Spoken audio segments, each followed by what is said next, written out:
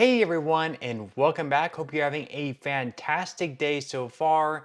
So next week, the Social Security increase is going to be announced. So we are going to be covering what that could possibly mean for all beneficiaries on Social Security, whether you're a retiree, whether you receive SSI benefits, or whether you receive SSDI benefits. But before we go ahead and dive into it for today, if you would like to receive up to $200 in free stock or $200 in free cash, in a pinned comment below, I will be leaving a link to Robinhood. All you have to do is once you click on that link, is just sign up for a free account and then simply link your bank account. You do not even have to make an opening deposit. At that point in time, Robinhood will be sending you one free stock worth all the way up to $200.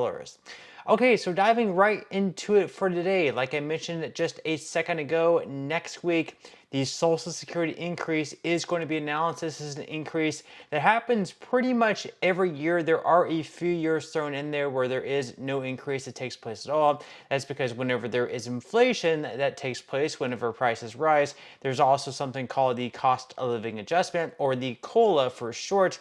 And that means an increase for all beneficiaries of Social Security, whether it's as low as like 0.5% or as high as like 8.7% that we saw just a couple of years ago. So up on the screen, you will see a schedule of releases for the Consumer Price Index.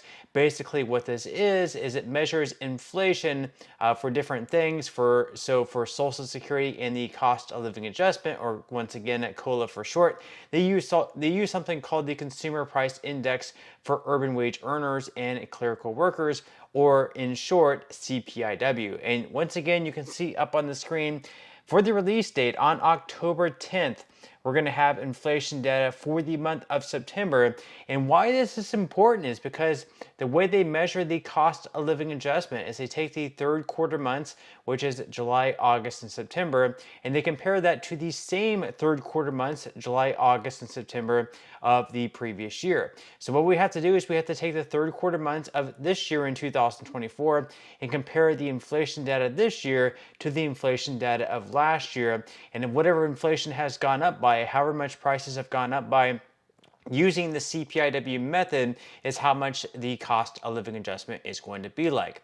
So once again, up on the screen, you'll see a different set of numbers. On the left-hand side of the screen, you'll see the year. So you see at the top 2016, and then of course at the bottom you'll see 2023 last year, and then 2024 this year.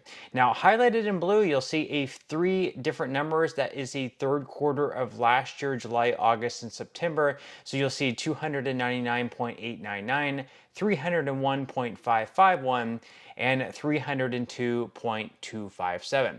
Now, so far this year, we only have two numbers. That's because we have not yet gotten the inflation data for the month of September. This is all delayed by 1 month.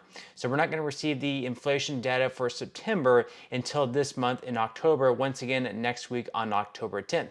So far this year, we just have 308.501 and 308.640.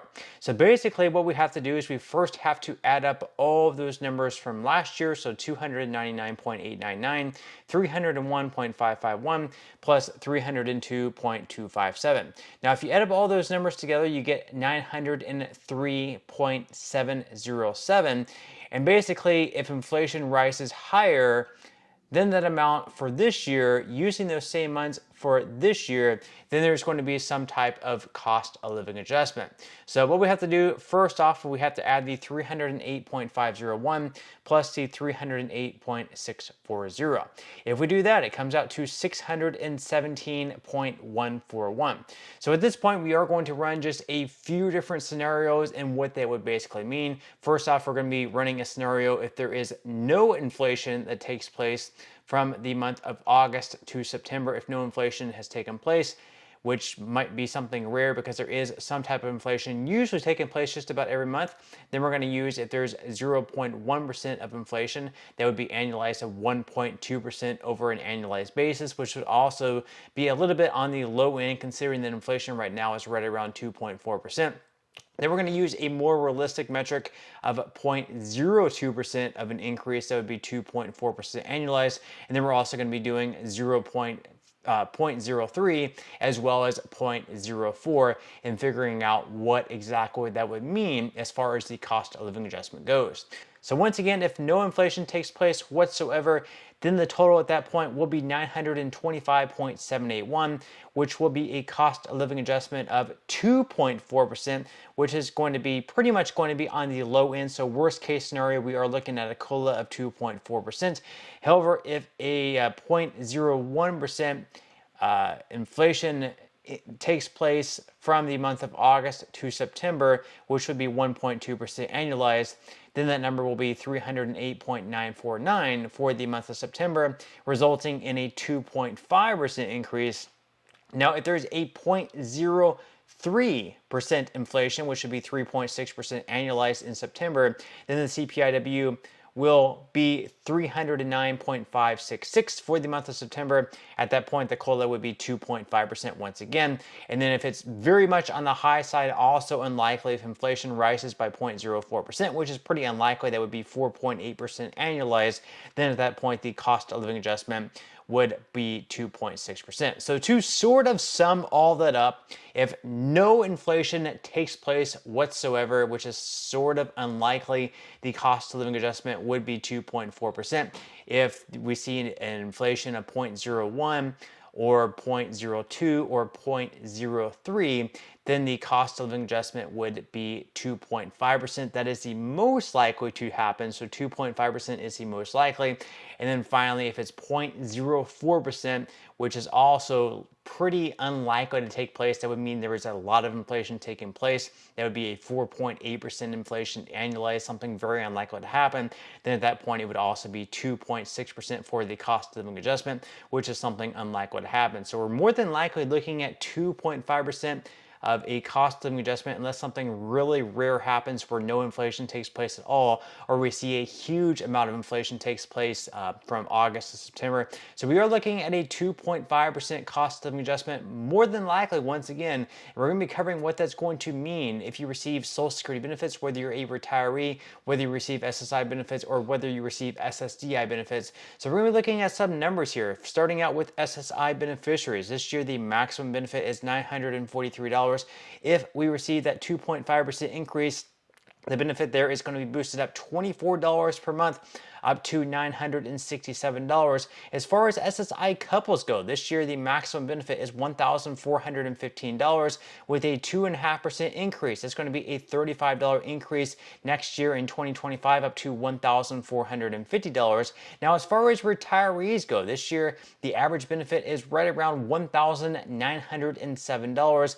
There would be a $48 per month increase, up to $1,955 if there is a 2.5% COLA increase. And then as far as all disabled workers go, this year the average benefit is right around $1,537. There would be a $38 per month increase with a 2.5% COLA, all the way up to $1,575. Now, of course, we won't begin to see those cost of living adjustment increases. You won't see that increase in your check until next year in 2025. It's not going to be something that you start seeing in October or November. You're not going to see those increases until your checks in 2025, or if you receive SSI benefits, you're actually going to receive your first January 2025 check in the latter parts of December, because January 1st, the first of the month when you would normally receive your check, is actually going to be on a holiday. And whenever that happens, once again, you're just going to be receiving your payment just a little bit earlier. So that's why you're going to be receiving your January 2025 payment in December. But that's all we have for today's video. I certainly hope you enjoyed and found value out of it. If you did, again, I would greatly appreciate it if you could give this video a like. Consider subscribing to my channel if you have not already, and I will see you in the next video.